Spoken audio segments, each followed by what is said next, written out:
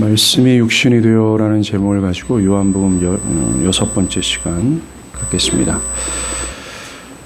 요한은요, 오늘 구절에서 우리에게 굉장히 충격적인 사실을 전합니다. 말씀이 육신이 되었다라는 거예요. 창조주시며 근원자이신 하나님께서 연약하기 짝이 없는 육신이 되었다라는 것입니다.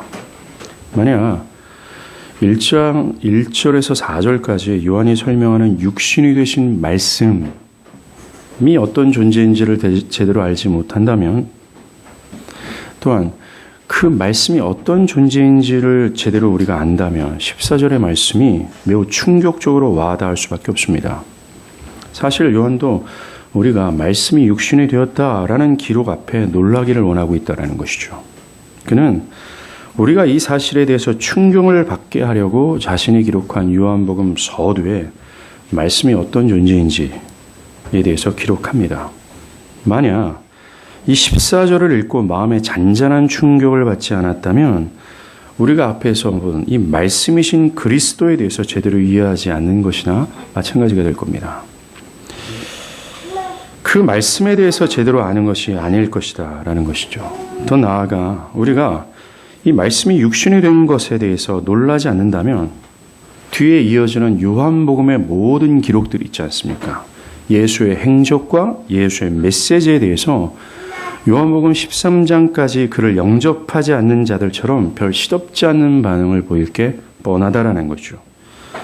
이어지는 예수의 행적과 메시지가 하나님으로서의 말씀이며 우리를 향하신 진리로 여겨지지 않았기 때문에 그렇습니다. 더 나아가 그를 영접하여 생명을 얻을 수 없게 된다는 거죠. 말씀이신 그리스도가 어떤 분인지를 알지 못하는 상태에서, 그의 영광스러움을 제대로 알지 못하는 상태에서 내가 그를 영접했다, 믿는다, 이건 거짓말에 불과합니다. 왜냐하면 아는 것과 믿는 것은 다른 것이 아닙니다. 알게 믿는 것이라는 거죠. 믿음의 대상을 참되게 안다면, 즉 기독교가 얘기하는 그 믿음에 주신 그분이 어떠한 존재인지를 안다면 우리는 믿을 수밖에 없기 때문에 그래요. 오늘날 사람들이 예수를 믿는다고 하면서 그들의 신앙에 불꽃이 없어요. 또 그로 말미암아 얻어진 그 생명으로 감격하지 못하고, 그것으로 말미암아 이 삶의 총체적인 영향이 그것에 영향을 받아서 그 삶이 변화되지 못하는 이유가 뭔지 아십니까? 그분을 알지 못하기 때문에 그렇습니다. 알지 못하는 상태에서 그냥 믿는다라고 얘기하고 있기 때문에 그렇습니다.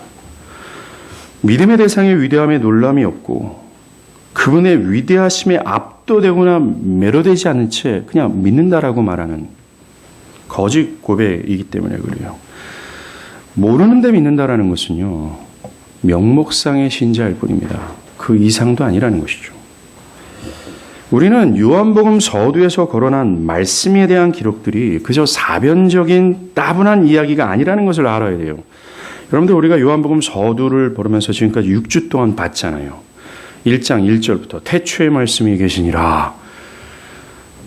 이것이 우리의 삶에 직접적인 영향을 주는 것 같이 느껴지지 않아요. 여기서 우리의 유익이 얻어지는 것 같지가 않습니다. 굉장히 모호하고 눈에 보이지 않고, 특별히 사도 요한은 이 말씀에 대해서 설명하고자 창세 전에 영원한 세계까지 우리를 소급해서 이끌고 거기에 있는 이야기를 하고 있어요. 별 시덥지 않은 이야기처럼 들릴 수밖에 없습니다. 그런데 말입니다, 이 말씀에 대한 기록이 그저 사변적이거나 따분한 이야기가 아니라는 거예요. 이 기록은 우리의 믿음의 근간이고 또한 우리의 믿음의 뿌리라는 것입니다. 우리는 이 말씀이신 그리스도가 주시는 선물로 감동받기 전에 구원, 영생, 우리의 보호자가 되시고 방패가 되시는 하나님, 이러한 요소들로 감동받기 이전에 우리는 선물을 주시는 그리스도의 본체에 대해서 감동을 먼저 받아야 되는 거예요. 그리스도가 어떤 분인지에 대해서 먼저 감동을 받으라는 겁니다. 즉 내 상한 마음이 치료가 되고 나의 병든 유체가 나음을 받고 절망이었던 나의 삶의 의욕을 되찾게 되고 등등으로 감동을 받기 이전에 먼저 말씀이 어떤 존재이며 그분의 영광이 도대체 어떤 것인지에 대해서 알고 감동받고 매료되라는 것입니다. 예수가 행하신 일에 감동을 받고 그분의 십자가에 전율해서 그분의 사랑에 완전히 잠겨 그분의 은혜에 매료되는 거예요. 이게 믿음의 시작입니다. 이것이 선행돼야 된다라고 얘기하고 있다는 것이죠. 신앙은 이거로부터 말미암아 시작되는 겁니다. 예수가 어떤 분인지에 대해서 아는 것을.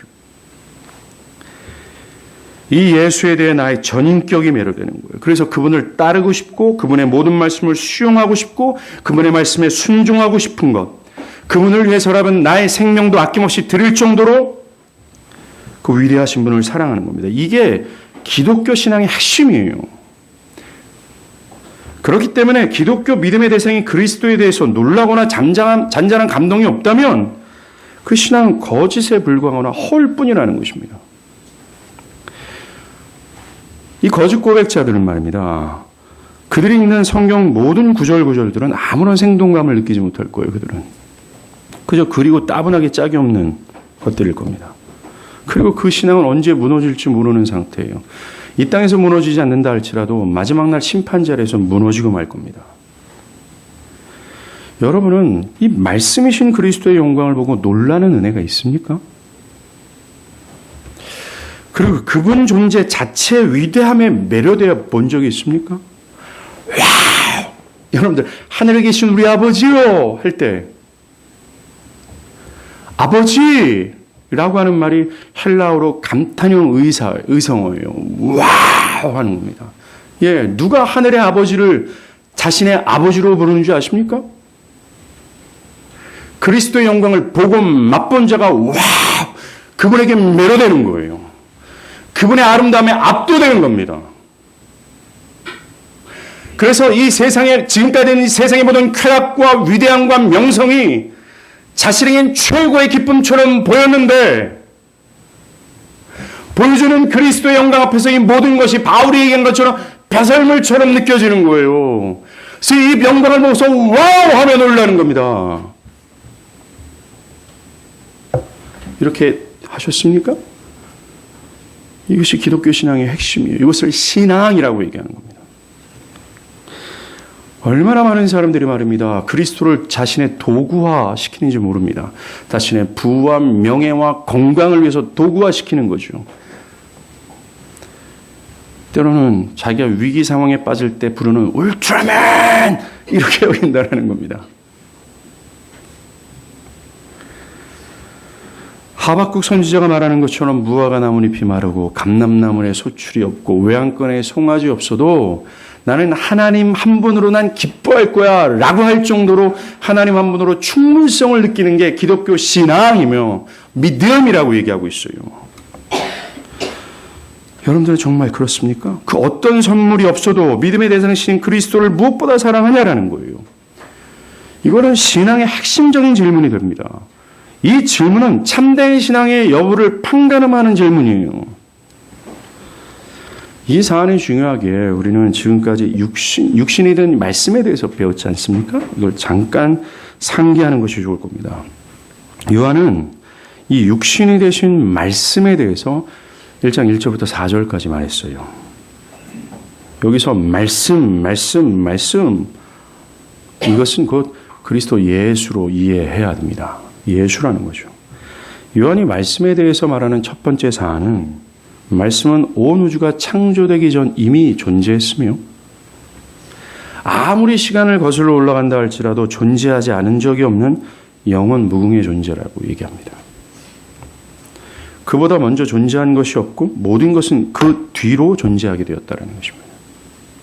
두 번째 사안은 현존하는 모든 만물이 말씀으로 말미암아 지은 바 되었고 지은 것이 하나도 말씀이 없이는 된 것이 없다라는 거예요.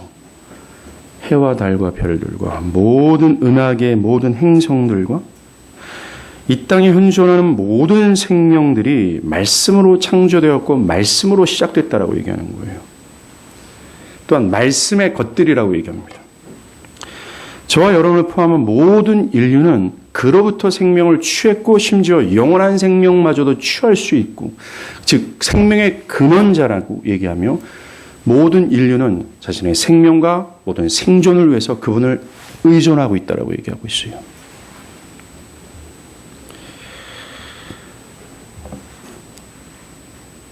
온 우주 만물에, 나 자신을 포함해서 온 우주 만물의 모든 형태들이 지금처럼 존재하고 있는 이유가 하나입니다. 그리스도가 그렇게 붙들고 있기 때문에 그래요. 바다가, 좀 바다 가면 재밌지 않습니까? 바닷물에 이렇게 쑥 왔다가 계속 넘어오지 않고 또 가요. 왜 그런, 시편 기자는 얘기합니다. 하나님이 그 경계를 정하셨다고 얘기해요. 그 경계를 하나님이 딱 놓는 순간이 언제예요? 쓰나미 아닙니까? 모든 것들은 그리스도로 말미암아 시작되었고, 모든 것들은 그리스도를 의존하고 있고, 모든 것들은 그리스도의 것이라고 얘기하고 있어요. 바울이 이걸 말합니다. 골로새서 1장 16절과 17절에 만물이 그에게서 창조되되 하늘과 땅에서 보이는 것들과 보이지 않는 것들과 혹은 왕권들과 주권들과 통치자들이나 권세들이나 만물이 다 그로 말미암고 그를 위하여 창조되었고 또는 그가 만물보다 먼저 계시고 만물이 그와 함께 섰느니라. 보이는 것들뿐만 아니라 보이지 않는 모든 것들이 말씀으로 말미암았다라고 얘기해요. 보이지 않는 저 바다 깊숙이 있는 작은 생명체, 박테리아서부터 시작해서 보이진 않지만 분명히 존재하는 것들, 사랑, 믿음, 신뢰, 견해, 정신, 성향, 의지, 이 모든 것들이 말씀으로 주어졌다라고 얘기하는 겁니다. 말씀으로 말미암지 않은 것이 없다라고 얘기해요. 그 모든 것들이 그것들의 주인이 그리스도의 것이에요. 네, 맞습니다. 그 그리스도의 것이고 그리스도를 위하여 존재하고 있다라고 얘기해요. 그러하기에 사랑도 그리스도를 위하여, 나의 견해와 정신이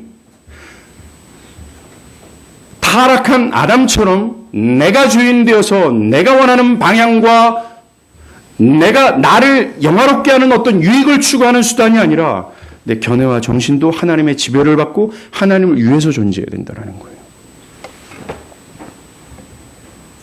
그리고 요한이 말씀에 대해서 말하는 세 번째 사안은 그가 하나님의 계시라고 얘기합니다. 요한이 서두에서요, 예수를 말씀으로 표현했지 않습니까?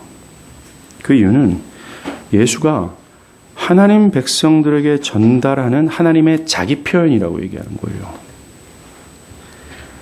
예수는 하나님이 어떤 분이시며 그분이 우리에게 원하는 것이 무엇인지를 알리는 마지막으로 주어진 완전한 하나님의 자기 표현이라고 얘기하고 있어요. 더 이상 무엇으로도 하나님의 뜻을 알 수가 없어요. 궁극적으로 하나님이 나에게 뭘 원하는지, 무엇을 주고자 하는지, 무엇을 요구하는지는 예수를 통해서 알리신다라고 얘기하는 겁니다. 그 핵심이 뭔지 아십니까? 하나님의 자기 표현, 하나님의 자기 계시. 말씀이 우리에게 알리고자 하는 이 핵심적인 계시가 뭐냐면요, 죄로 인해 타락해서 하나님께 못 나가는 이 죄악된 자들을 다시 살려 구원으로 이끌려고 한다는 거예요. 예수로 말미암아 새 피조물이 되게 하기 위해서라는 겁니다. 이것이 하나님이 예수를 통해서 드러내고자 하는 계시예요. 그래서 모든 인류는 이걸 들어야 됩니다. 이걸 향해야 되는 거죠. 매달리고 구걸해야 된다는 것입니다. 우리가 사랑하는 여러분, 예수는 우리 앞에 무릎을 꿇고 얘야 나 좀 믿어주면 안 되겠니? 너가 나한테 좀 오면 안 되겠니? 구걸하는 분이 아니에요. 이거 거꾸로 돼야 된다는 겁니다. 맞습니다. 지금 그리스도의 위대함을 사도 바울은 한 장 한 장 펼치면서 우리에게 보이고 있어요. 그분이 유일무이한 구원자라고 얘기하고 있다는 겁니다.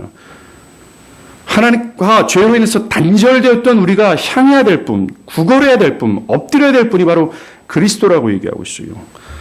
그리고 네 번째로 그는 결정적인 인수를 합니다. 말씀이, 즉 예수가 하나님 아버지와 구별된 하나님이라고 얘기하고 있어요. 1장 1절에서 하나님과 함께 계셨던 말씀이라고 말하는 것은 이 말씀이 하나님 아버지와 구별된 하나님이다 라고 얘기하는 겁니다. 그리고 말씀이 하나님과 꽤 친밀한 관계 속에 있었고 인격적인 관계를 맺고 있다는 것을 시사하는 거죠. 요한이 기록하고 있는 육신이 되신 말씀이 곧 하나님이라는 거예요. 요한은 육신이 돼서 이 땅에 거하셨던 예수 있잖아요. 이것을 기록하기 시작하지 않습니까? 이것을 기록하면서 이 기록을 보는 자들에게 이걸 염두에서 이걸 보라고 얘기하는 거예요. 야, 이 예수가 하나님이야. 이걸 염두에서 이 예수의 말씀을 듣고 이 예수의 행적을 들어라는 얘기죠. 우리는 그분의 말씀의 권유에 온전히 굴복해야 됩니다. 그분의 말씀이 온 우주의 유일한 진리며 참된 것이라는 것을 믿어야 돼요. 왜요? 그가 하나님이기 때문에 그렇습니다. 그리고 우리가 그분의 말씀을 수용하고 그분께 복종해야 될 당위성이 이겁니다. 내가 그분으로 말미암아 창조되었고 내가 그분의 것이고 그분이 나의 하나님이시기 때문에 그래요.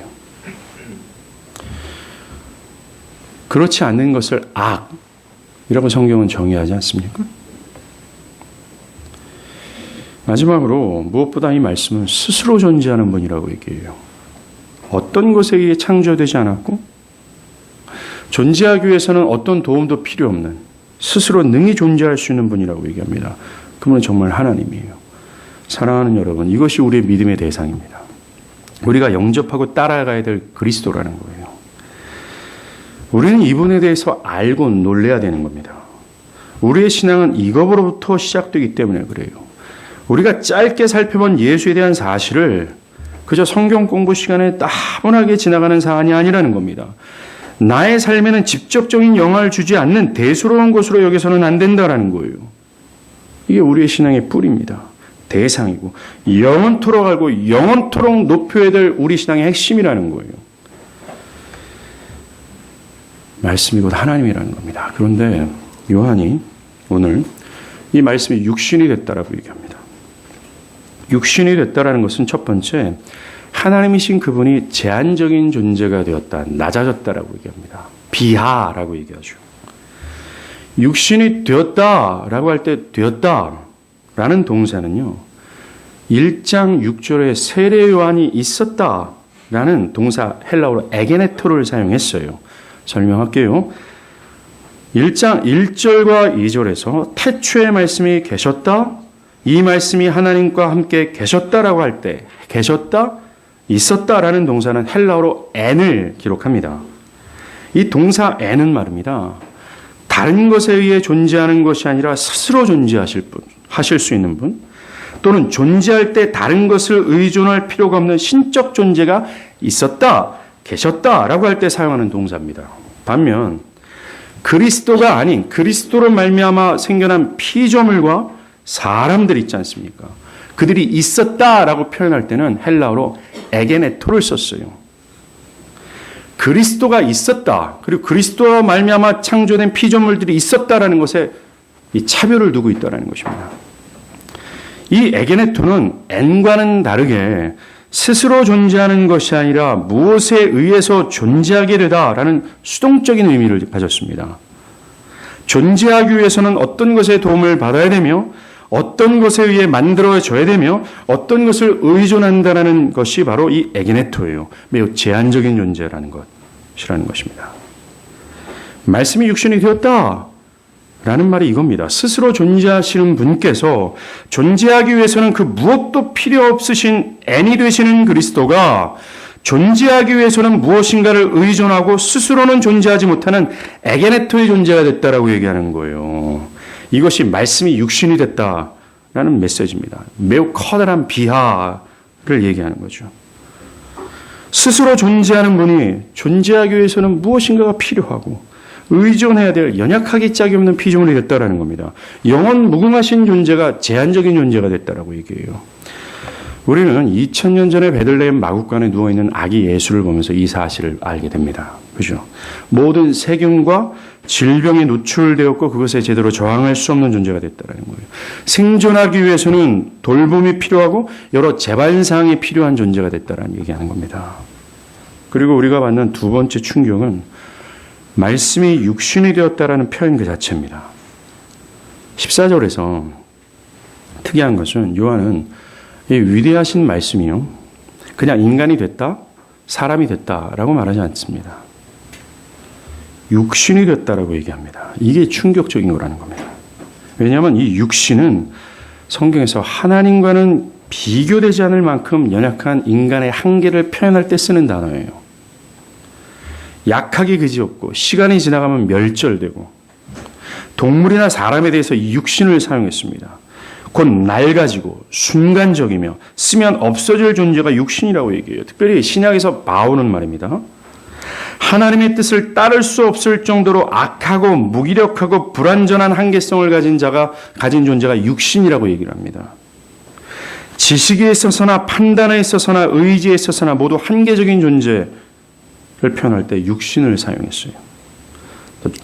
충격적인 것은 성경에서는요, 육신을 상당히 부정적인 의미로 뉘앙스로 기록하고 있다는 겁니다. 특별히 로마서 8장의 말씀처럼 죄악된 인간을 표현할 때 이 육신을 사용했어요. 그런데 이 말씀이 육신이 됐다고 얘기하는 겁니다.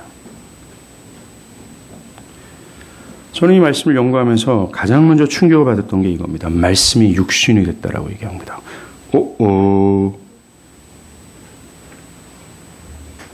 우리가 알고 있는 크리스마스가 이거예요.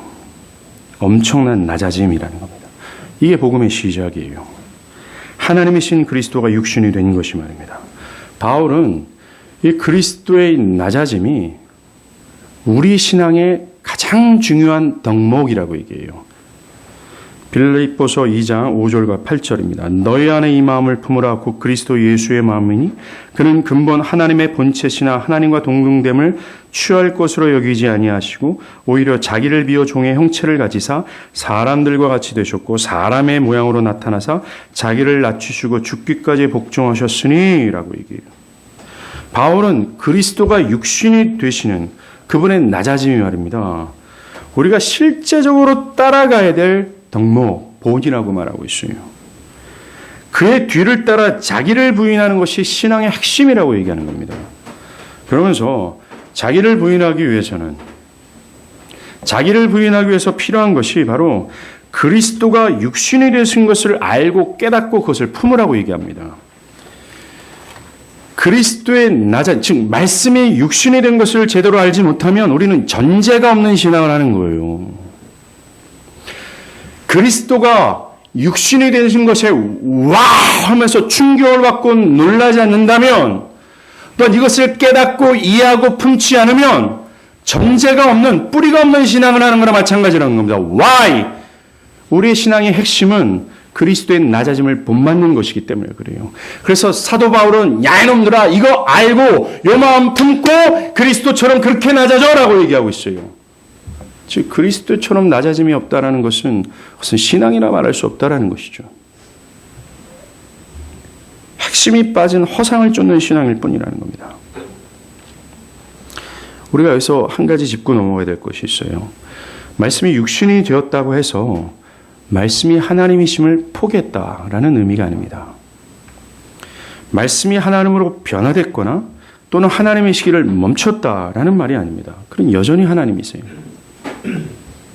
또 말씀이 육신이 됐다라는 것은 그저 말씀이 인간의 모양을 걸쳐서 인간처럼 잠시 보이는 것을 의미하는 게 아닙니다. 요한은 그 말씀이 문자 그대로 인간이 됐다라고 얘기해요. 즉 예수는 여전히 하나님인가 동시에 인간이라는 것이죠. 그렇다면 왜 이 위대하시고 강력하신 말씀이 연약하고 또 한심스러울 정도로 한심스럽게 짝이 없는 육신이 되었을까요? 왜 그렇게 자기를 낮추셨을까요? 그것은 우리 가운데 거하시기 위해서라는 것입니다. 이게 또한 충격입니다. 낮아지신 예수가 누구를 위해 또한 누구와 함께 거하시기 위해서인가라는 거예요. 바로 우리입니다. 오늘 본문은 우리라는 특정한 무리를 위해 또 우리라는 특정한 무리 가운데 거하시기 위해서 낮아졌다라고 얘기합니다. 오늘 본문에서 나오는 우리는 먼저 사도 요한과 그의 동료들인 사도들을 가리킴이 분명하죠. 기독교 역사에서 이 12사도들만큼 위대한 인물은 없을 겁니다. 그러나 그들이 택함 받기 전에 그들은 초라하기 짝이 없는 범인에 불과했다라는 거예요. 학식도 없고 가문도 없는 사람이었다는 겁니다. 사도행전에서 예루살렘의 기득권자들이 그들을 향해 뭐라 그랬어요? 저 갈릴리 사람들이야. 저 형편없고 무식하고 천박한 인간들이야 라고 손가락질했잖아요. 그런데 말씀이 육신이 된 이유가 그들을 위한 것이었고 또 그들 가운데 거했다라고 얘기를 하는 겁니다. 그리고 여기서 우리는 말입니다. 좁게는 12사도지만 넓게는 12사도가 근간이 되는 교회를 가리키는 거예요. 바로 저와 여러분을 얘기하는 겁니다. 말씀이 형편없기 짝이 없는 우리 가운데 거하시고 육신이 되신 겁니다. 우리를 위해 낮아지신 거예요. 우리를 위해 충격적인 비하를 하신 거라는 겁니다. 그럼 육신이 되신 말씀이 우리 가운데 거하셨다 해서 거하셨다라는 뜻이 뭘까요? 그것은 장막을 치다라는 뜻을 갖고 있습니다. 이 표현은 그 당시 이스라엘 사람들이라면 다 아는 표현입니다. 좀 뭡니까? 구약에서 이스라엘 백성들이 광야를 지날 때 하나님이 그들의 진영 중앙에 성막, 텐트를 하나 치셨어요. 이 뜻과 맞물리는 것입니다. 그것을 성막이라고 얘기하는데요. 이 성막은 이스라엘 중앙에 있는 것으로서 하나님은 성막을 쳐서 거기에 거하심으로 이스라엘 백성들과 함께 하셨어요. 즉 성막은 하나님이 거하시는 곳이었다는 겁니다. 모세는 이 성막 안에서 하나님과 대화를 나눴고 또 그분의 말씀을 들었습니다. 그리고 이스라엘 백성들은 이 성막에서 자신들의 죄사함을 받는 제사를 드렸고 죄사함을 받고 단절되었던 하나님께 나아감을 얻을 수 있는 은혜를 누렸다는 거죠. 이 성막이 뭘 예표하고 있어요? 바로 그리스도 예수라는 것입니다. 하나님이 함께 하시고 하나님이 거하시고 복을 받을 수 있는 이 성막이 예표하는 진짜 성막이 쳐졌다라고 얘기하는 겁니다. 육신을 입고 말입니다. 말씀이 육신을 입고 우리 가운데 거하심에 라는 이 말은 하나님이 그분의 백성들과 함께 존재하기 위한 방법을 설명하는 거예요. 과거에는 성막을 쳐서 하나님이 그들과 함께 하셨는데 이제는 아니라는 거예요. 예수 안에 하나님이 계시고 또 예수 안에 있는 자가 하나님과 함께 할 수 있다라고 얘기하는 겁니다. 마치 텐트를 딱 쳐서 바운드리를 치잖아요. 이 텐트 안에 들어와야 된다라고 얘기하는 겁니다. 요 텐트 안에 하나님이 있어. 요 텐트 안에서 하나님을 만날 수 있고 요 텐트 안에서 죄사함을 받아 하나님께 단절된 죄사함을 받아 하나님께 나갈 수 있어. 이 텐트가 바로 예수야 라고 얘기하는 거예요. 우리가 여기로 다 들어가야 된다라고 얘기하는 겁니다. 분명히 사도 요한은 바운드리를 짓고 있어요. 광야에 있던 이스라엘 가운데 임하셨던 하나님은 말입니다. 어디 있는 것이 아니었어요. 요 텐트 안에 내가 있을 거야 라고 말씀하셨어요. 오늘날도 똑같습니다. 우리 안에 거하셨다. 즉 우리 안에 바운드리를 쳤다라고 얘기해요. 요 예수 안에만 하나님을 만날 수 있어요. 요 예수 안에만 영생 얻을 수 있고 이 예수 안에서만 하나님께 나아갈 수 있는 은혜가 있다라고 얘기하는 겁니다. 과거에는 성막을 통해 죄사함을 받았잖아요. 그래서 하나님께 나아갈 수 있었잖아요. 근데 이제 진짜 성막 대신 예수 안에서 이런 복을 누리게 된다는 겁니다. 우리는 이 확실하고 가장 뛰어난 계신 말씀을 수용해야 돼요. 그리고 영접해야 되는 겁니다. 예수 안에서 영적인 모든 복락이 있기 때문에 그래요. 밖엔 없다라고 얘기하는 겁니다. 그 안으로 들어가야 돼요. 그 안에 거하고 그늘에 피해야 되는 겁니다. 그래야 사는 겁니다. 그래야 우리가 잃어버린 하나님을 찾을 수 있는 거예요. 착하게 사는 것도 아니라고 얘기합니다. 어떤 도덕적인 것도 해당되지 않고 있어요.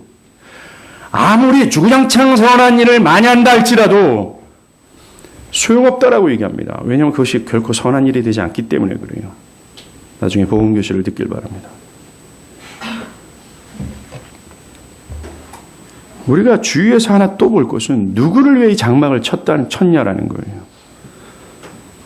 바로 우리 가운데라는 겁니다. 아까 얘기한 12사도처럼 범인이며 자신의 죄를 깨닫고 부끄러워하고 고개를 들 수 없는 자들에게 이 장막이 쳐졌다라고 얘기하는 겁니다. 죄사함을 받을 필요성 있는 죄인들에게 장막이 쳐졌다라는 거예요. 하나님이 형편없는 범인과 함께 하시기 위해 장막 대신 예수가 거하신 겁니다. 사랑하는 여러분, 우리를 위해 낮아지셨고 우리를 위해 텐트가 쳐졌어요. 이게 기독교가 말하는 사랑입니다.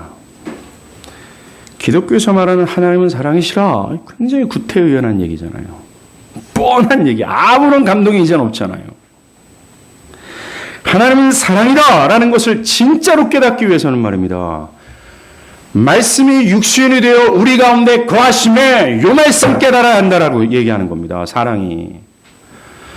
하나님의 사랑은 단지 말입니다. 우리에게 달콤한 캔디를 주는 의미를, 이 어떤 작은 의미를 얘기하는 게 아니에요. 우리라고 하는 범인이며 죄인이며 형편없기 짝이 없는 이 육신을 위하여 말씀이 육신을 입고 우리 가운데 텐트를 쳤다라고 얘기하는 거예요. 요거 깨달아야 하나님은 사랑 이해할 수 있다라고 얘기하는 겁니다. 이 땅에서는 도저히 찾아볼 수 없는 사랑. 사랑하면 안 되고 사랑할 만한 가치가 없는 존재를 위해 낮아지고 희생하는 거. 이거 사랑이라고 얘기하잖아요. 근데 여기에 있습니다. 그리스도의 사랑이에요.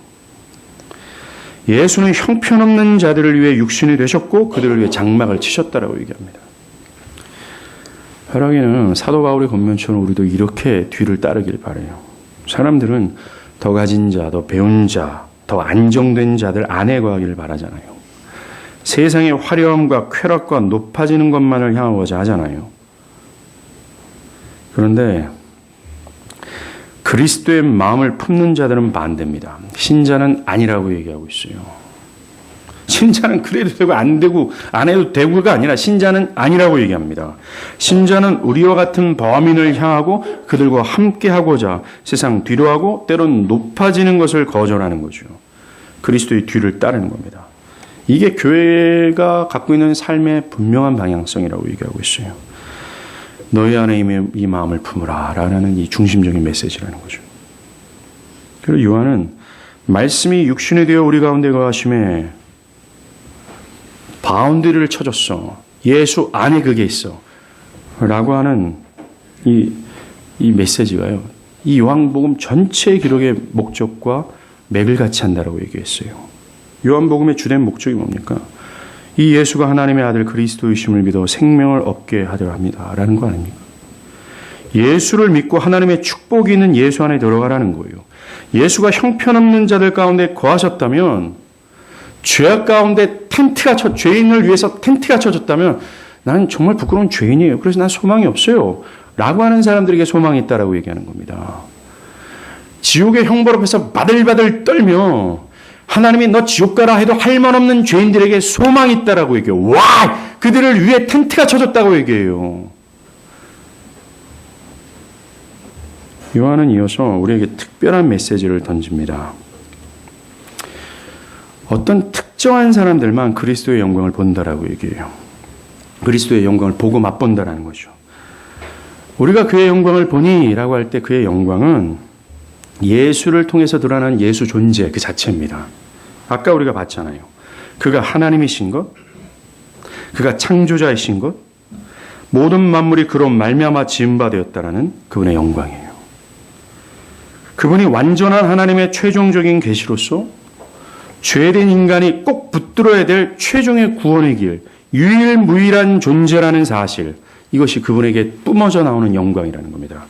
근데 문제는 이 그리스도의 영광이요, 초라하기 짝이 없는 그분의 육신 안에 은닉되어 있다라는 겁니다. 그래서 볼 수가 없는 거죠. 이사야가 말하듯이 그는 마른 땅에서 나오는 뿌리 같아서 고운 모양도 없고 풍채도 없은즉 우리가 보기에 흠모할 만한 아름다운 것이 없기 때문입니다. 그의 영광, 그의 거지 같은 외모에 은닉되어 있어요. 은폐되어 있다는 겁니다. 그런데 육신으로 은닉되어 있는 그분의 영광을 어떻게 볼 수 있을까라는 거예요. 그분이 정말 하나님이신지, 정말 그분이 유일무이의 구원자이신지, 그래서 나의 인생을 통으로 맡길 수 있는 분인지 우리가 어떻게 아냔 말입니다. 오늘 사람들이 교회를 다니지 않는 이유는 교회 안에서도 그분을 열렬히 사랑하지 못하는 이유가 뭔지 아십니까? 여전히 은폐되어 있고 은닉되는 그분의 영광을 보지 못하기 때문에 그래요. 이게 우리 안에 맡겨진 과제의 문제라는 겁니다. 그런데 오늘 본문에 그 영광을 본다라고 하는 자들이 있어요. 우리가 그의 영광을 보니라고 얘기하잖아요. 누군가 그에게 은닉되는 영광을 부었다라고 얘기합니다. 그 영광을 본 자들을 우리라고 하면서 어떤 사람들을 제한 두고 있어요. 여기서 말하는 우리는 아까 말씀드린 사도들이죠. 넓게는 그를 뒤를 따랐던 사람들입니다. 예수는 모든 사람들에게 나타났어요. 자신의 영광을 드러내기 위해서 기적과 표적을 나타냈습니다. 그러나 요한은요, 이 요한복음서를 진행할수록 그리스도가 드러내는 그의 영광을 모든 사람이 볼 수 있는 것이 아니다라고 얘기하고 있다는 겁니다. 그가 어떤 기적을 베풀었을 때 그의 영광이 나타났지만 오직 그의 제자들만 그의 영광을 봤습니다. 믿었다라는 것이죠. 예, 오직 믿었던 그들만 우리가 그의 영광을 보니라고 해서 그리스도를 깨달을 수 있는 거예요. 그렇습니다. 표적을 통해서 드러나는 그리스도의 영광을 보기 위해서는 이 요한복음에서 기록하는 수많은 기적 사역들, 죽은 자를 살리기도 하고 물이 포도주가 되기도 하고 놀라운 이런 표적들, 이것이 그리스도의 영광을 드러내요. 근데 그 표적이 드러나는 걸 통해서 그리스도의 은폐되어 있는 그분의 영광을 볼 수 있는 것 하나입니다. 그건 믿음의 눈이 반드시 필요하다는 거예요. 오직 믿음을 가진 자들만이 육신으로 은폐되어 있는 영광을 볼 수 있어요. 믿음입니다. 우리가 믿음이 무엇인지를 지난 시간에 보면 들었어요. 믿는다는 것은 단순히 예수가 역사적인 인물이라는 사실을 동의하는 것이 아닙니다. 그분이 행하신 그 일, 오셨구나, 많은 기사를 베푸셨구나, 죽었구나, 부활했다라는 역사적 사실을 수용하는 것을 믿음이다라고 얘기하는 것이 아닙니다. 또 마음으로 동의하고 입으로 믿는다라고 말하는 것을 성경에서 믿는다라고 얘기하지 않아요. 믿는다라는 것은 먼저 자신의 죄됨을 철저히 깨닫고 자신의 힘과 지혜로는 구원할 수 없다라는 사실, 자신의 무능력을 깨닫는 것으로부터 시작됩니다. 우리가 지난 시간 배웠잖아요. 혈통으로나 육종으로나 사람의 뜻으로 되지 않는구나. 즉 나 자신을 포함해서, 구원은 나 자신을 포함해서 모든 인류로부터 기원되는 그 어떠한 것으로는 불가능하구나, 요거 깼다는 거예요. 내가 죄인 중에 괴수구나 라는 것서부터 믿음이 시작된다라는 겁니다. 그래서 저 예수만이 나의 유일한 소망과 생명임을 확신해서 예수의 모든 것을 수용하려고 하는 거예요. 그분이 온 세상의 주인 되고 구원자 되시고 하나님의 아들 되신다라는 성령의 모든 기록을 지식적으로 수용할 뿐만 아니라 삶에서 실제적으로 그것을 인정하며 사는 겁니다. 그분을 나의 주인으로 모시는 거죠. 그분이 나의 주인이시고 나는 그분의 종이 되는 겁니다. 그분의 뜻을 수행하는 것이 자신에게 가장 달콤하고 영광스러운 것이 되는 거예요. 심지어 어떤 환난이나 공고나 핍박이 있다 할지라도 죽음이라도 그 뜻을 수행하고자 하는 철저한 그분의 노예가 되는 것입니다. 이것이 믿는 것이고 이것이 전통적인 기독교 사상의 핵심이에요. 오직 이 믿음으로만 은폐되어 있는 그리스도의 영광을 볼 수 있어요. 그걸 거꾸로 말한다면 그리스도의 영광을 보지 못한다는 것은 믿음의 눈이 아직 없다라는 것입니다. 여러분들에게 한번 묻겠습니다. 한번 진실하게 마음으로 한번 대답해 보십시오. 아까도 제가 처음에 도전한 것처럼 내가 정말 그리스도의 그 영광을 보고 놀란 적이 있는가라는 거예요. 그분의 존재 자체에 대해서 내가 압도돼요. 그분의 모든 말씀을 수용하고 싶고 그분의 명령을 따르는 것이 매우 합당하며 나에게 가장 달콤한 것처럼 느껴진 적이 있는가라는 것입니다. 이것은 믿는가라는 질문과 똑같습니다. 그분을 보고 그 영광을 보고 맛본다는 것은 믿는가라는 것과 동일하다는 것이죠. 혹시나 나 자신이 거짓 고백자가 아닌지를 한번 생각해 봤으면 좋겠습니다. 그분의 영광에 내가 매료되고 압도되지 않았음에도 불구하고 그저 입으로 믿는다라는 것, 그것은 허울뿐이고 허상일 뿐이라는 거죠. 실제적으로 내가 그분의 노예가 되는 것이 영광이고 어떤 환난이 가로막는다 할지라도 생명을 지불하면서까지 그 주님을 따라가고 싶어하는 이 열망과 이 기쁨을 소유하지 못했는데 믿는다라는 것은 보지 않고 믿는 것, 거짓이 될 수밖에 없다라는 거예요. 자, 어떤 분은 목사님 2000년 전의 사람들은 예수를 봤잖아요. 예수의 행적을 봤잖아요. 그래서 믿든지 안 믿든지 했지 않습니까? 그런데 우리는 못 보잖아요. 근데 어떻게 예수의 영광을 볼 수 있습니까? 어떻게 믿을 수 있습니까? 라는 거예요. 오늘날 우리가 어떻게 그의 영광을 볼 수 있습니까? 어떻게 그분의 영광을 믿어 영광을 볼 수 있냐라는 거예요.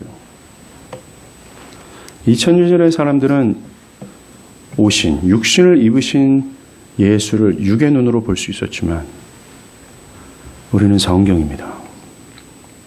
우리가 보고 있는 요한복음의 기록이라는 거예요. 요한은 이 책을 기록하면서 이 목적을 밝히지 않습니까?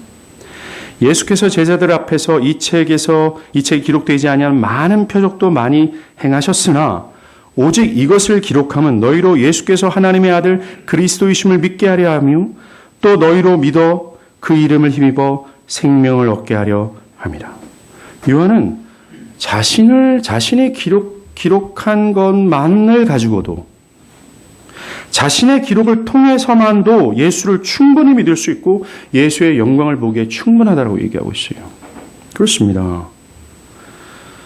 그들은 육신의 눈으로 예수의 영광을 봤지만 사실 봐도 못 믿었어요. 봐도 못 봤다라는 겁니다. 근데 우리는 이 성경과 요한복음의 증언을 통해서 육신을 입으신 말씀의 영광을 보는 거예요. 이게 기독교의 신비입니다. 그분이 마치 생생하게 살아있는 것처럼.